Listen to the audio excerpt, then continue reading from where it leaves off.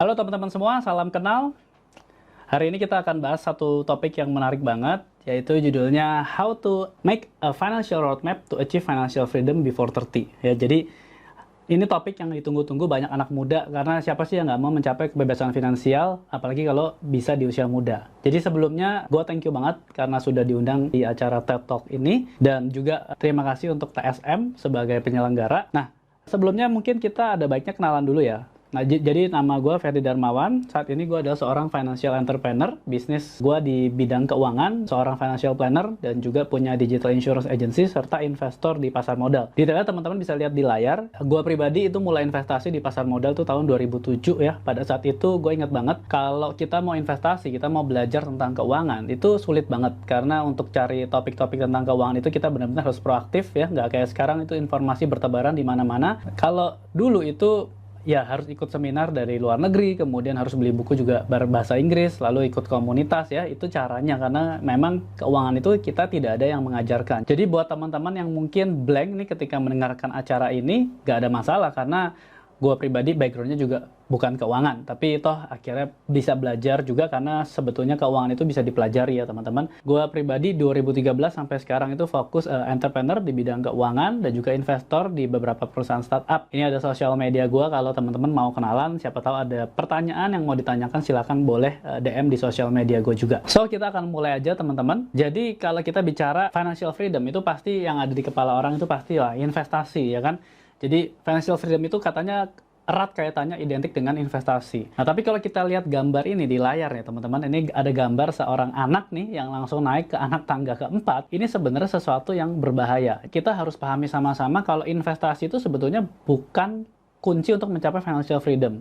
Tapi yang terpenting adalah kita harus pahami langkah-langkah sebelumnya dulu. Jadi langkah 1 sampai langkah 4, dimana kalau teman-teman bisa lihat nih, ada 5 langkah totalnya sebetulnya kalau kita mau mencapai financial freedom. Jadi sebelum kita investasi, teman-teman harus diperhatikan step 1 dulu. Apa itu step 1-nya? Kita tahu peribahasa ya, jangan sampai lebih besar pasak daripada tiang. Dari kecil kita udah diajarin peribahasa itu. Peribahasa tersebut sampai hari ini masih berlaku. Jadi poin penting kalau kita mau merencanakan keuangan untuk mencapai kebebasan finansial, poin penting adalah harus ada kelebihan uangnya dulu. Kenapa? Karena definisinya perencanaan keuangan adalah kita merencanakan uang. Investasi kita butuh modal, ya kan?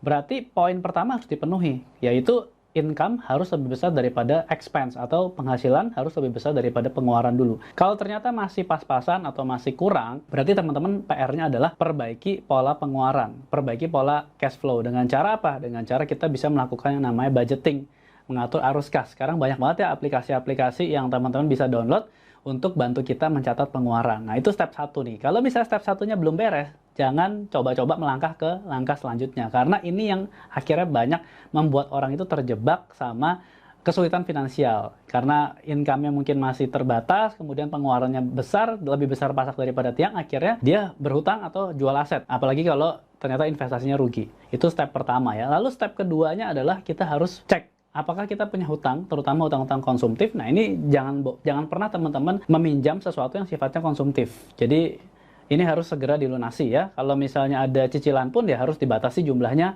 maksimal mungkin 30% lah dari total pengeluaran kita. Kemudian habis itu kita punya dana darurat, lalu asuransi dengan jumlah yang ideal tentunya. Dan baru terakhirnya adalah kita berinvestasi. Jadi sebelum kita investasi, teman-teman harus pahami dulu harus sehat keuangan atau sehat finansial. Bukan dibalik ya. Jadi investasi itu adalah langkah terakhir kalau kita sudah sehat finansial. Yang banyak terjadi adalah orang berinvestasi tapi dia mungkin nggak punya dana darurat. Dia nggak punya asuransi. Ketika terjadi resiko misalnya seperti pandemi, misalnya orang kena PHK, kemudian bisnisnya bermasalah, dia kebingungan karena ya dia nggak punya dana darurat, akhirnya terpaksa menjual investasinya. Atau mungkin ada sanak saudara yang sakit, yang butuh uang banyak, akhirnya ya terpaksa karena tidak punya asuransi, akhirnya dia harus menjual aset. Jadi kuncinya adalah kalau teman-teman mau mencapai financial freedom itu bukan kita bicara punya uang yang banyak banget, punya uang bermiliar-miliar atau bertriliun-triliun, tidak seperti itu ya teman-teman. Kalau kayak gitu nggak ada orang yang mencapai financial freedom. Jadi banyak definisi tentang financial freedom, tapi saya pribadi lebih suka financial freedom itu adalah ketika kita bisa melakukan 5 hal ini secara on track ya. On track itu maksudnya gimana? Nanti saya akan bahas ya. Kita harus bikin yang namanya peta keuangan.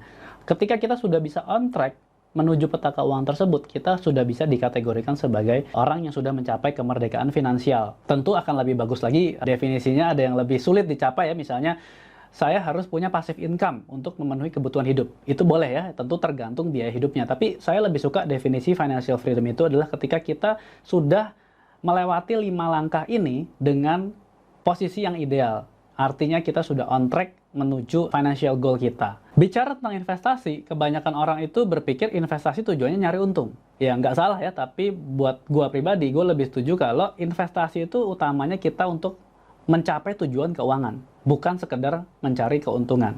Nah, bedanya apa? Teman-teman bisa lihat di layar nih, gue asumsiin di sebelah kiri ya, kita punya uang 100 juta. Biasanya orang kalau punya uang 100 juta, itu normalnya dia diversifikasi lah. Dia bagi berdasarkan jenis instrumennya. Katakanlah misalnya 30% ditaruh di reksadana. Kemudian 20%-nya itu ditaruh di saham, lalu deposito 30% dan emas 20%. Idealnya kita kepengen supaya investasi kita tentunya menguntungkan ya, naik terus ya hasilnya. Tapi ya kita nggak bisa tebak kan, ternyata 5 tahun lagi uang yang tadinya 100 juta tinggal 70 juta, yang pada akhirnya porsinya juga semuanya turun.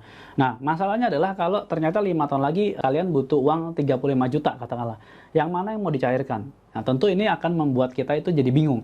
Di sini sengaja ya, saya kasih contohnya, nggak ada yang benar-benar tepat 35 juta, biar teman-teman mikir. Nah, dari 30 juta tadi masih sisa 5 juta. Nah, 5 juta kita mau cairin yang mana? Apakah kita mau cairkan reksadananya? Apa kita mau cairkan emasnya? Atau kita mau cairkan sahamnya? Nah, ketika dihadapkan sama pertanyaan seperti itu, orang biasanya akan bingung. Kenapa bingung? Ya, karena dia tidak punya tujuan keuangan. Investasinya cuma berdasarkan ikut-ikutan. Dan tidak ada aturan yang jelas kapan dia harus menjual investasinya. Makanya, gua pribadi nggak terlalu menyarankan orang investasi untuk orang awam ya, dengan metode alokasi aset. Tapi gue lebih suka kalau kita itu investasi berdasarkan tujuan keuangan atau lebih dikenal dengan metode goal-based investing. Maksudnya apa goal-based investing? Jadi goal-based investing ini kita tujuan utamanya adalah mencapai tujuan keuangan. Banyak yang berpikir itu investasi harus return ratusan %. Padahal sebetulnya kalau misalnya kita, katakanlah kita punya modal cuman ya let's say 1 juta atau 5 juta. Lalu untung 100%, itu cuma jadi 2 juta atau jadi 10 juta. Padahal kita tujuan keuangannya apa? Misalnya kita mau beli rumah, kita mau nikah, kita mau dana pensiun, kita mau liburan ke jalan-jalan. Itu tentu nggak cukup. Jadi sebetulnya investasi itu kita jangan cuma kejar return, kita harus hitung future value-nya berapa, kebutuhan masa depannya berapa, baru kita cari target harusnya kita punya penghasilan berapa. Nah, kalau mau mencapai financial freedom itu yang teman-teman harus lakukan. Kita buat proyeksi. Beda kalau misalnya orang perencanaan keuangan pada umumnya adalah uangnya berapa dicukup-cukupin. Ya itu kalau perencanaan keuangan, tapi itu tidak bisa mencapai financial freedom. Artinya harus disesuaikan, misalnya kita buat prioritas, ya kan, yang mana yang mau dicapai duluan. Tapi kalau kita mau mencapai financial freedom, kita mau mengejar tujuan-tujuan ideal kita, yang harus teman-teman lakukan ada 2 hal. Yang pertama apa? Yang pertama teman-teman harus membuat yang namanya peta keuangan. Lalu setelah teman-teman buat peta keuangan, teman-teman akan dapat target income ideal yang harus dikejar. Nah, setelah itu teman-teman harus bangun multisumber penghasilan untuk mengejar tujuan-tujuan keuangan tersebut. Nah, ini yang saya katakan sebagai financial freedom yang definisi saya yang orang-orang itu bisa capai. Jadi tidak harus punya uang ratusan miliar atau puluhan miliar baru financial freedom. Tidak seperti itu ya teman-teman ya. Kita bicara bagaimana kita mewujudkan tujuan-tujuan keuangan kita dengan membuat peta keuangan, dan teman-teman nanti tinggal kalkulasi aja target income bulanan yang harus dikejar itu berapa. Sebagai contoh, ini adalah peta keuangan yang saya buat ya pada saat dulu saya belum menikah, 2013 ya, saya buat 2013. Jadi pada saat itu saya membuat beberapa target. Ya, ini dihitung dengan menggunakan asumsi inflasi, kemudian dengan asumsi inflasi pendidikan ya. Jadi teman-teman harus pahami juga kalau inflasi konsumtif itu besarannya itu jauh lebih besar dibandingkan dengan inflasi yang teman-teman mungkin sering dengar lah, inflasi satu negara. Karena inflasi satu negara itu adalah rata-rata dari banyak sektor. Nah, sebenarnya inflasi konsumsi itu kita harus sesuaikan dengan gaya hidup kita. Nah, ini pun saya buat peta keuangan waktu itu asumsi kelas menengah. Ini menurut saya angka yang bukan sesuatu yang fantastis. Ini asumsinya adalah waktu itu menikah mengundang sekitar 300 orang, DP rumah di Jakarta harga 1 miliar kira-kira. Kemudian punya mobil, pendidikan anak juga dalam negeri semua. Ternyata kalau di total kita mau ideal semuanya itu butuh 100 jutaan teman-teman.